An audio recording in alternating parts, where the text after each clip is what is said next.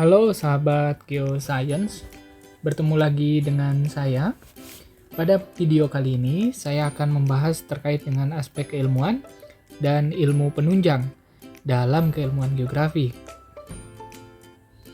Di mana pembahasan ini masih merupakan bab pengetahuan dasar dari keilmuan geografi, tepatnya bagian keempat. Bagi sahabat geoscience kalian yang belum menonton video sebelumnya terkait dengan objek kajian dari keilmuan geografi, saya sarankan sobat geoscience dapat menonton di playlist sehingga pemahaman terkait dasar keilmuan geografi ini relatif menyeluruh dan tidak parsial ya. Baik, langsung saja terkait dengan aspek dan ilmu penunjang ini kita bahas di video ini. Nah, aspek keilmuan dalam geografi itu terbagi menjadi dua. Yang pertama adalah aspek fisik dan yang kedua adalah aspek sosial. Aspek fisik ini dikenal dengan istilah physical sphere atau lapisan fisikal yang ada di dalam geosfer. Pada video sebelumnya kita sudah membahas apa itu geosfer sebagai objek kajian dari keilmuan geografi. Nah, aspek sosial ini juga disebut dengan social sphere dalam lapisan geosfer. Jadi, lapisan geosfer yang ada 5 lapisan itu seperti dijelaskan dalam pembahasan objek kajian keilmuan geografi, itu ada 5 lapisan. Dan 5 lapisan ini dibagi kembali menjadi 2 bagian. Ini karena kehidupan sosial atau kehidupan pada lapisan antroposfer ini memiliki keunikan dibandingkan dengan lapisan-lapisan lainnya. Kita sebagai manusia atau kehidupan manusia itu memiliki peran tersendiri dalam beraktivitas terkait dengan lapisan-lapisan yang lainnya, baik itu atmosfer, hidrosfer, litosfer, dan juga lapisan biosfer. Nah, sobat geoscience sekalian, ini yang kita sebut dengan physical sphere dalam keilmuan geografi ya, aspek fisik. Terdiri dari 4 lapisan yang sebelumnya juga sudah pernah dibahas dan dijelaskan lebih terperinci. Dan ini adalah social sphere atau lapisan antroposfer. Untuk memperdalam pemahaman kita terkait dengan aspek keilmuan dari geografi, aspek fisik dan aspek sosial, mari perhatikan ilustrasi gambar berikut. Nah, ini adalah gambar dari planet Bumi atau biasa disebut dengan Earth ya. Nah, planet Bumi ini kita bisa melihat bahwa secara fisikal, secara kasat mata, jika dilihat dari foto satelit atau alat penunjang lain dari ruang angkasa gitu ya, itu bentuknya seperti ini. Kemudian ini ada wilayah daratan dan juga wilayah perairan. Nah, kemudian secara imajiner bahwa ada yang disebut dengan garis astronomis, yaitu garis lintang dan garis bujur ya. Jadi kalau saya tarik ilustrasinya itu digambar seperti ini. Nah, di atas ya, garis ini dari yang menjulang dari utara ke selatan itu kita sebut dengan garis bujur ya. Kemudian ini kita sebut dengan garis lintang. Nah, kedua garis ini merupakan garis astronomis. Sehingga ini kita sebut dengan garis imajiner. Kenapa ini kita sebut garis imajiner? Karena dalam kehidupan nyata kita tidak bisa melihat langsung gitu ya, ada garisnya atau tidak. Garis ini hanya merupakan proyeksi yang dibuat dalam kepentingan untuk dalam teknik pemetaan tertentu sehingga ada pembagian garis ini. Dan terkait dengan garis ini kita akan bahas lebih lanjut di bab berikutnya, yaitu bab terkait dengan dasar-dasar pemetaan atau pembahasan terkait khusus yang membahas tentang pemetaan. Nah, ini hanya gambaran sekilas saja. Jadi, ketika bumi diilustrasikan seperti di atas, gambar yang pertama gitu. Jadi gambar yang pertama ini kan gambar real kasat mata planet buminya. Kemudian kita ilustrasikan dalam bentuk teknik pemetaan gitu ya, sehingga muncul garis astronomis imajiner. Nah, garis astronomis imajiner ini ada kotak-kotak gitu. Oke, sahabat geosains bisa perhatikan di sini, ini sebetulnya membentuk kotak gitu kan. Nah, kotak-kotak ini bisa kita tarik gitu kan. Kita bisa tarik menjadi sebuah kubus ya. Ini hanya untuk ilustrasi saja gitu ya. Nah, di dalam kubus ini, dalam satu kubus ini itu kita perbesar lagi. Terdapat dua aspek yang dikaji oleh keilmuan geografi gitu ya. Aspek yang dikaji dalam keilmuan geografi itu terdiri dari yang pertama adalah aspek fisik, dan yang kedua itu adalah aspek sosial gitu ya. Jadi dari kubus ini kita bisa melihat ya, dibagi menjadi dua, aspek fisik dan aspek sosial gitu ya. Jika sahabat geosains perhatikan lebih detail ya, kotak ini mirip salah satu lembaga di luar negeri ya, logonya gitu ya, National Geographic, dia menggunakan logo kotak dengan warna cenderung kuning atau emas gitu ya. Saya berasumsi mungkin logo itu juga diambil dari ilustrasi garis astronomi seperti ini gitu ya, tapi makna logo tersebut sahabat geosains bisa cari sendiri gitu ya, informasinya di internet atau di media lainnya. Kita kembali ke sini. Kubus, jadi kotak ini, kotak ilustrasi planet bumi ini ditarik menjadi sebuah kubus ya. Kita ambil satu kotak lah, dari mulai lapisan tanah, lapisan litosfernya, sampai dengan lapisan atmosfernya. Nah, yang disebut aspek fisik itu adalah lapisan litosfer gitu. Dari permukaan kulit buminya sampai ke dasar kulit buminya, ini kita sebut dengan lapisan litosfer gitu ya. Nah, pembahasan terkait dengan litosfer ini juga ada bab tersendiri, yaitu bab litosfer. Kemudian kita bisa melihat di sini dari mulai ditemukannya kehidupan, khususnya flora dan fauna juga ekosistem, itu misalnya dari perairan sampai ke atmosfer, ini kita sebut dengan lapisan biosfer gitu ya. Di mana di sini bisa ditemukan kehidupan. Kenapa di sini tidak termasuk dalam lapisan biosfer? Karena kita sudah tidak menemukan kehidupan gitu ya. Manusia sudah tidak bisa menemukan kehidupan di bagian kerak bumi yang dalam gitu ya. Cuman kita kan tidak tahu ya. Tetapi sampai saat ini belum ada riset yang mengungkapkan lebih lanjut terkait dengan kehidupan di lapisan litosfer di bawah ya, di lapisan dalam. Mungkin kalau hanya di lapisan tanahnya ini masih ada gitu ya.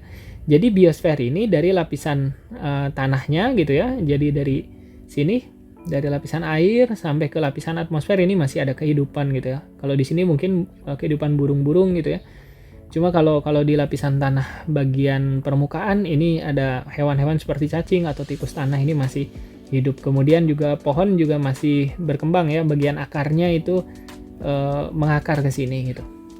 Nah, itu biosfer. Kemudian atmosfer itu adalah lapisan udara. Jadi dari permukaan air sini sampai ke atmosfer bagian luar. Ini atmosfer. Kemudian juga hidrosfer. Hidrosfer ini kenapa digambarkan sampai ke lapisan atmosfer?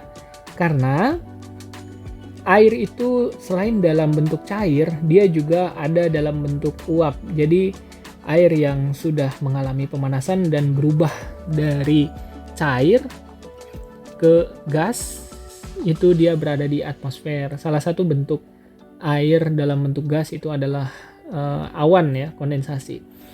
Semua lapisan atau sphere yang ada di lapisan fisik ini juga akan nanti kita bahas pada video lain ya, terkait pembahasan bab lainnya gitu. Nah, sahabat geosains sekalian, pada pembahasan kali ini yang penting sahabat bisa memahami apa itu aspek fisik gitu ya. Gitu kan. Kenapa ini semua disebut fisik? Karena aspek fisik ini adalah aspek yang secara kasat mata kita bisa melihat hubungannya di sini ya. Jadi kalau atmosfer kita bisa, walaupun tidak melihat, kita bisa merasakan ya. Ketika kita menghirup udara misalnya, kita bisa merasakan oksigen masuk ke dalam tubuh kita. Atau misalnya ketika yang dihirup itu udara yang dengan komposisi polutan yang cukup tinggi, kita bisa merasakan itu gitu kan. Walaupun secara kasat mata tidak kelihatan tapi terasa gitu. Kemudian hidrosfer juga ini terlihat ya, jelas air. Kemudian ini fisikal, mineral dan batuan, dan biosfer, kehidupan selain manusia ini terlihat. Sehingga kita sebut ini aspek fisik ya. Dan aspek fisik ini untuk lebih mudahnya dia relatif material gitu ya. Material gitu ya. Materi atau bersifat nyata, dapat dirasakan, dapat disentuh gitu ya, dapat dilihat dan sebagainya gitu ya. Jadi kalau misalnya kita bicara materi ini, aspek fisik ini cenderung lahir dari salah satu aliran filsafat ya, pola pemikiran, yaitu pola filsafat materialisme, di mana segala salah satu ilmu pengetahuan itu berkembang karena memang ada objek materinya gitu ya. Tapi mungkin itu pembahasan lain ya. Cuma ini sekilas saja. Ini kita sebut dengan aspek fisik dalam keilmuan geografi. Jadi aspek fisik ada 4 ya di dalam geosfer. Baik, sobat geosains, selanjutnya yang berikutnya itu adalah aspek sosial yang ini. Kenapa kita sebut ini sebagai aspek sosial? Berbeda dengan aspek fisik, aspek sosial ini cenderung tidak terlalu terlihat ya, atau tidak terlalu dapat dirasakan gitu. Jadi kalau misalnya atmosfer, semua orang itu pasti bisa merasakan ketika menghirup nafas itu udara masuk ke dalam tubuhnya. Tetapi untuk aspek sosial sphere atau antroposfer ini misalnya yang dikaji itu adalah hubungan antar individu dengan individu. Gitu. Hubungan antara satu individu dengan individu lain ini cenderung abstrak. Atau misalnya individu dengan sebuah kelompok ya, dengan sebuah kelompok ini sifatnya relatif lebih abstrak ya. Sehingga ini berbeda dalam proses pengkajiannya, ini relatif berbeda dengan aspek fisikal gitu ya, yang terlihat secara materi atau terlihat secara. Karena itu aspek dalam keilmuan geografi itu dibagi menjadi 2, karena aspek sosial ini perlu pembahasan dan kajian lebih lanjut gitu ya. Jadi lebih lanjut nanti kita akan mengenal yang disebut dengan human geography. Dan juga nanti dari aspek fisik ini akan berkembang yang disebut dengan physical geography gitu ya. Nah, jadi pemahaman kita harus runtut dulu ya, antara aspek fisik dengan aspek sosial gitu.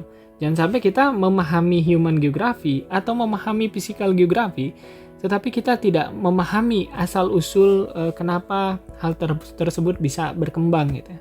Jadi hal tersebut berkembang sebetulnya dari kebutuhan ilmu pengetahuan terkait dengan aspek fisik dan aspek sosial gitu. Saya yakin mungkin materi yang saya sampaikan ini agak sulit untuk dipahami. Mudah-mudahan apa yang saya sampaikan ini masih bisa diikuti ya, sobat geoscience sekalian.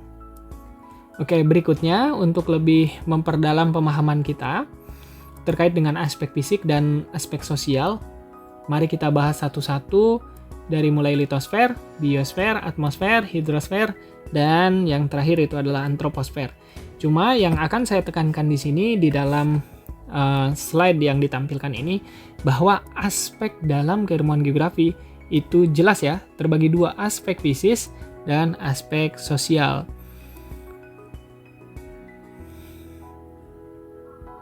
Ilustrasinya seperti ini ya, mudah-mudahan dapat ditangkap apa yang saya sampaikan pada pembahasan video ini.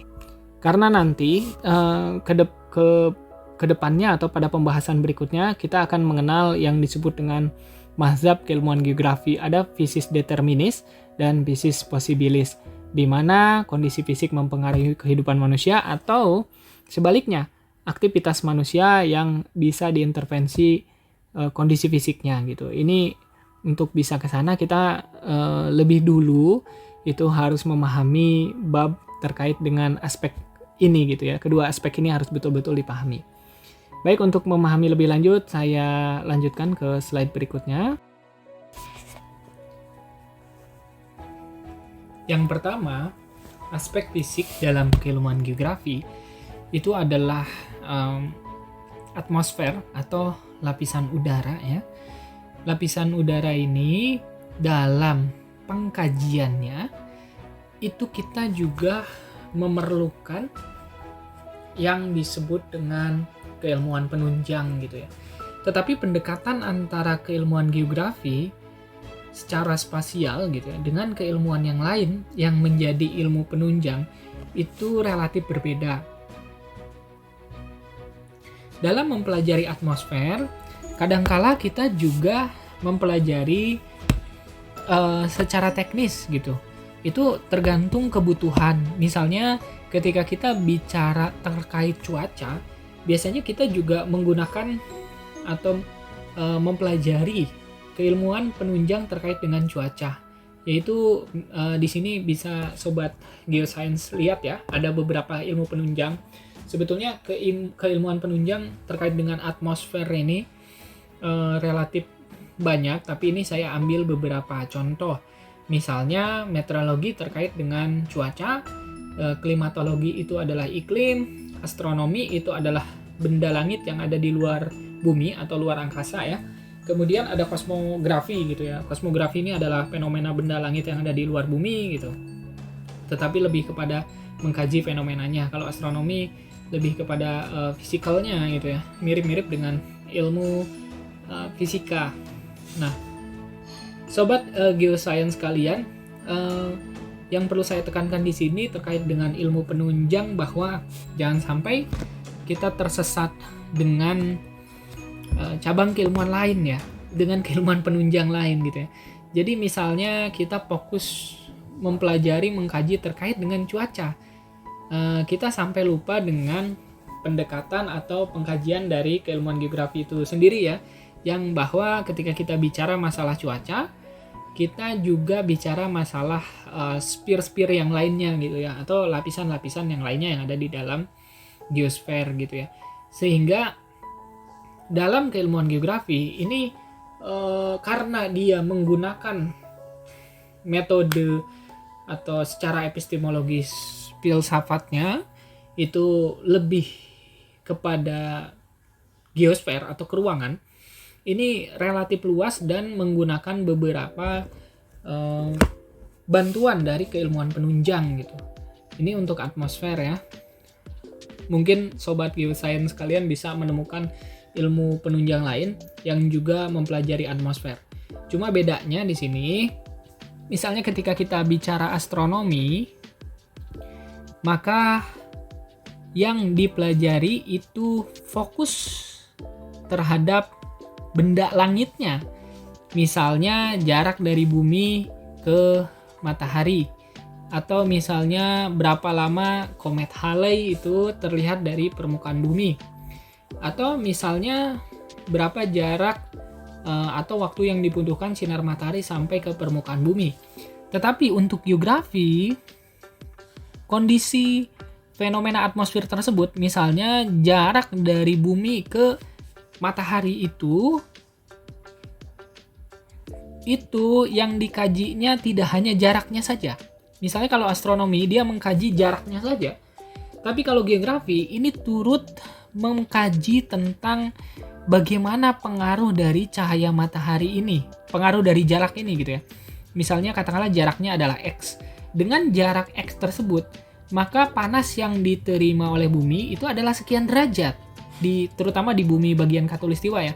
Itu adalah sekian derajat Celcius, sehingga tumbuhan yang ada di sini itu kita sebut dengan tumbuhan tropis gitu. Nah, sementara panas yang diterima di belahan bumi bagian subtropis ini sekian derajat Celcius misalnya, sehingga tumbuhan yang tumbuh di sini juga adalah tumbuhan subtropis. Nah, itu ilustrasinya saja ya, supaya pemahaman kita tentang geografi ini lebih menyeluruh. Artinya, ketika mengkaji sebuah fenomena, itu tidak fokus seperti keilmuan penunjang lain. Baik.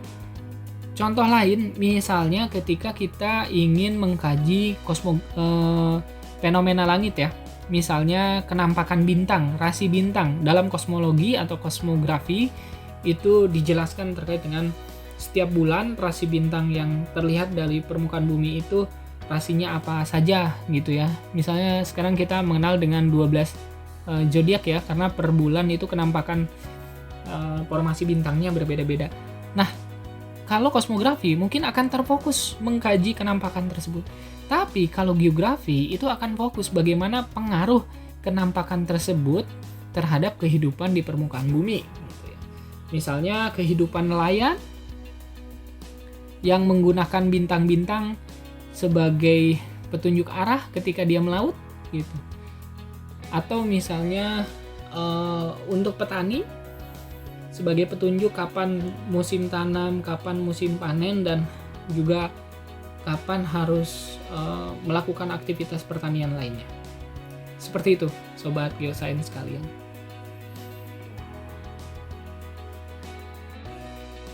Berikutnya adalah lapisan litosfer atau lapisan batuan dan mineral gitu ya. Ini sama, pada prinsipnya sama ketika geografi ingin mengkaji fenomena yang ada di dalam lapisan litosfer, itu juga kadangkala kita membutuhkan kajian atau pendekatan epistemologis dari keilmuan penunjang lain seperti keilmuan geologi, keilmuan geomorfologi, atau keilmuan terkait dengan lapisan tanah.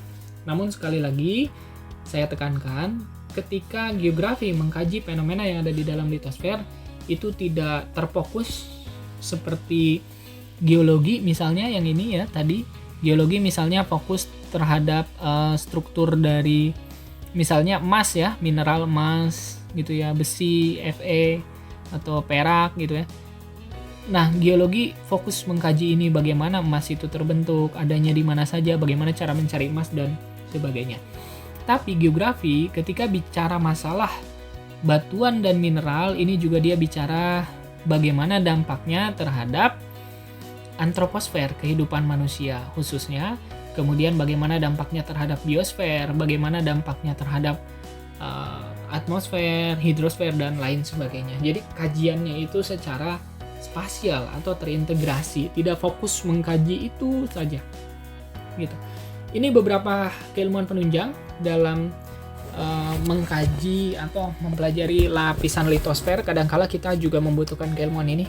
Mungkin ada keilmuan lain yang juga digunakan, tapi ini saya juga di dalam lapisan litosfer ambil beberapa contoh ya, ada 3. Jadi geologi misalnya ilmu tentang struktur batuan dan mineral, kemudian geomorfologi terkait dengan bentukan di permukaan bumi, kemudian ada pedologi dan edapologi terkait dengan lapisan tanah.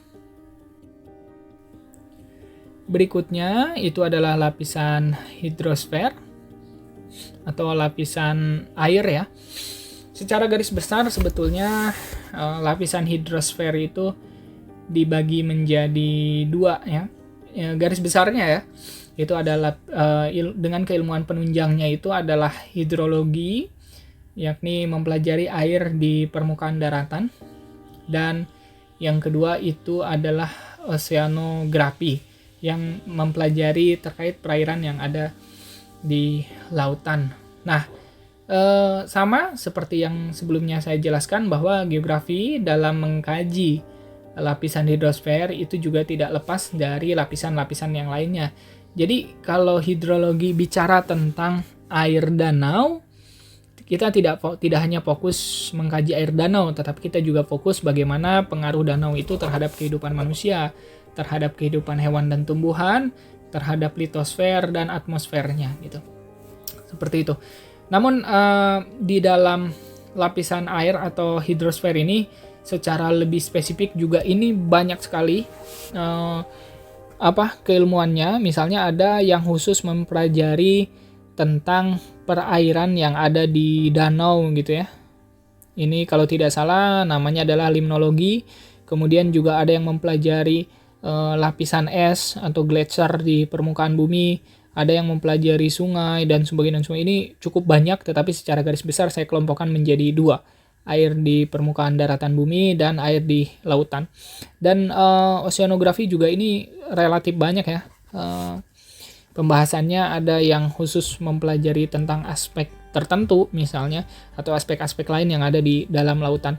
Tapi kita tidak terlalu jauh ya mempelajari itu. Kita hanya menggunakan penunjang, keilmuan penunjang khususnya di dalam lapisan litosfer ini untuk menunjang kajian spasial dari keilmuan geografi gitu ya. Baik, berikutnya itu adalah lapisan biosfer ya. Lapisan biosfer ini adalah lapisan yang membahas atau fokus pada kajian terkait dengan kehidupan selain daripada kehidupan manusia. Khususnya itu adalah kehidupan dunia hewan dan juga dunia tumbuhan. Sehingga terkait dengan pembahasan lingkungan, terkait dengan ekosistem dan sebagainya, itu fokus dalam lapisan biosfer. Karena nanti dari sini juga kita akan mengenal istilah, ada yang disebut dengan environmental geography ya. Environmental geography ini adalah geografi lingkungan gitu ya. Geografi lingkungan yang dia fokusnya pada pembahasan biosfer. Tetapi ketika geografi lingkungan ini bicara masalah biosfer, maka dia selalu membahas bagaimana lapisan hidrosfernya, kemudian bagaimana lapisan litosfernya, dan bagaimana lapisan antroposfernya. Juga dia selalu bicara bagaimana lapisan atmosfernya gitu. Jadi ketika kita memahami ini, kita akan paham juga gitu ya, bagaimana keilmuan geografi itu bisa berkembang nanti dengan banyak cabang keilmuan lainnya. Nah, selanjutnya yang terakhir ini merupakan aspek khusus gitu ya. Aspek khusus itu adalah aspek sosial gitu ya. Maksudnya berbeda dengan lapisan-lapisan lainnya yang tadi, yang sebelumnya itu lapisan-lapisan atmosfer, hidrosfer, biosfer, dan litosfer itu dikelompokkan ke dalam kelompok dari physical sphere atau aspek fisik. Sementara kehidupan manusia ini dikelompokkan tersendiri menjadi lapisan antroposfer atau aspek sosial dalam keilmuan geografi. Relatif banyak sekali ilmu yang mempelajari terkait dengan lapisan antroposfer ini. Di antaranya adalah sosiologi, itu adalah hubungan manusia dan manusia, etnografi gitu ya, hubungan atau terkait dengan budaya manusia. Sosiologi tidak hanya mengkaji hubungan manusia individu dengan individu, tapi juga dia mengkaji hubungan individu dengan kelompok, individu dengan individu, dan kelompok dengan kelompok gitu. Kemudian juga ada antropologi terkait dengan ras manusia, ada demografi, dinamika penduduk, ada ekonomi itu terkait dengan pemenuhan kebutuhan manusia, dan juga ada sejarah yang terkait dengan peristiwa masa lalu yang terjadi pada kehidupan manusia gitu. Jadi sobat geoscience mungkin sampai sini sudah bisa memahami apa itu aspek fisik dan aspek sosial dalam keilmuan geografi. Nah, selain daripada keilmuan-keilmuan penunjang yang tadi sudah disampaikan dari mulai lapisan litosfer sampai lapisan terakhir yaitu antroposfer, geografi juga menggunakan penunjang untuk mengkaji fenomena spasial atau fenomena geosfer. Itu menggunakan keilmuan lain atau pendekatan atau metode atau epistemologis dari keilmuan teknik ya. Di antaranya adalah kartografi terkait dengan pemetaan permukaan bumi, geodesi, pengukuran objek di permukaan bumi, geofisika, perhitungan fenomena di permukaan bumi, kemudian ada geomatika gitu ya, terkait dengan pengumpulan, pemodelan, analisis, dan manajemen data keuangan. Nah, keilmuan teknik ini digunakan untuk mengkaji fenomena geosfer karena dalam kajiannya kita tidak bisa lepas dari permukaan bumi. Karena permukaan bumi ini adalah geosfer gitu ya. Nah, untuk menggambarkan dan melihat fenomena di dalam geosfer, maka kita membutuhkan keilmuan penunjang seperti ini gitu. Jadi kita tidak fokus untuk membuat peta, tapi kita menggunakan peta, pendekatan-pendekatan, teknik-teknik pemetaan untuk menggambarkan dan mengkaji fenomena geografi secara spasial atau keruangan gitu ya. Nah, keruangan yang dimaksud dalam keilmuan geografi itu adalah geosfer. Jadi ketika saya bicara ruang, itu bukan berarti ruangan dalam sebuah bangunan gitu ya. Tapi ketika saya bicara ruang dalam keilmuan geografi, itu berarti itu adalah spasial atau geosfer yang terdiri dari 5 lapisan yang tadi sudah disampaikan gitu. Nah, untuk itulah kita nanti membutuhkan keilmuan-keilmuan penunjang yang ini gitu.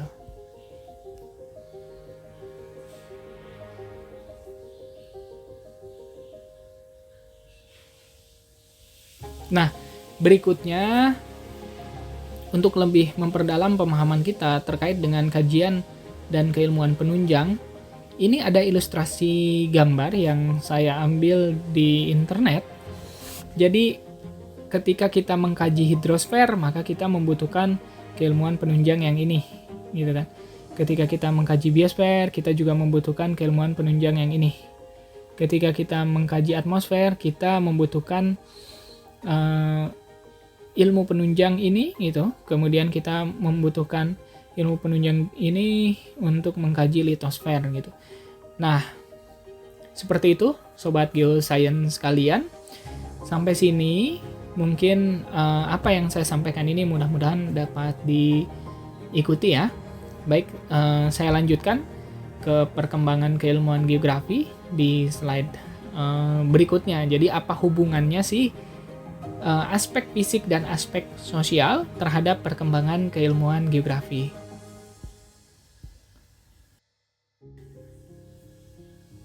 Nah, dari fokus kajian atau aspek geografi fisik dan aspek geografi sosial ini melahirkan beberapa cabang keilmuan geografi yang lebih spesifik. Misalnya dalam kajian terkait dengan antropologi dan etnografi gitu. Jadi ketika kita mengkaji masalah budaya dan ras manusia dalam keilmuan geografi, ini berkembang secara khusus keilmuan yang kita sebut dengan etnogeografi atau antropogeografi ya, yaitu geografi ras gitu ya, georas gitu ya. Ini khusus mempelajari hubungan antara aspek fisik atau aspek geografi terhadap persebaran ras yang ada di permukaan bumi. Misalnya, ras Negroid yang ada di Afrika, itu kenapa sih dia adanya di Afrika? Bagaimana pengaruh kondisi iklim gitu ya atau atmosfer di Afrika terhadap persebaran dari ras Negroid di sana? Bagaimana pengaruh daripada litosfer yang di sana juga tersedia berbagai sumber daya tambang gitu ya terhadap persebaran ras Negroid di sana gitu ya. Kemudian bagaimana pengaruh biosfernya gitu.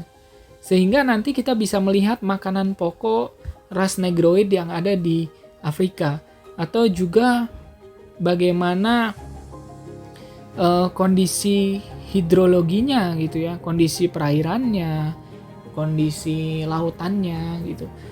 Jadi ketika kita bicara masalah ras, fokus kajian dari geografi ras atau misalnya etnogeografi, kebudayaan geografi ya atau antropogeografi, bicaranya itu selalu dikaitkan dengan aspek-aspek ini, lapisan-lapisan yang lainnya gitu. Nah, dari aspek fisik dan sosial inilah banyak berkembang keilmuan geografi yang lebih spesifik yang mungkin nanti ini bahasan tersendiri ya jika dibuat video. Contoh lain, misalnya fokus kajian terkait dengan geografi politik ya, yang ini. Ini lahir ketika kita membutuhkan salah satu ilmu penunjang itu adalah ilmu politik ya. Ini masuk dalam aspek geografi sosial ya, human geography. Salah satu fokus kajiannya itu adalah geografik. Nah, dari geografi politik ini misalnya kita mengenal Julius Caesar ya. Dia adalah salah satu tokoh dari Romawi yang berperang atau berpolitik gitu ya, sehingga bisa menaklukkan beberapa wilayah. Nah, fokus kajian dari geografi politik ini itu adalah keterkaitan antara politik di permukaan bumi dengan kondisi wilayah. Misalnya konflik yang terjadi di Timur Tengah gitu ya. Kenapa Timur Tengah itu menjadi salah satu wilayah atau sebagian wilayahnya itu terjadi konflik gitu ya? Karena di sana menyimpan kondisi atmosfer seperti apa misalnya.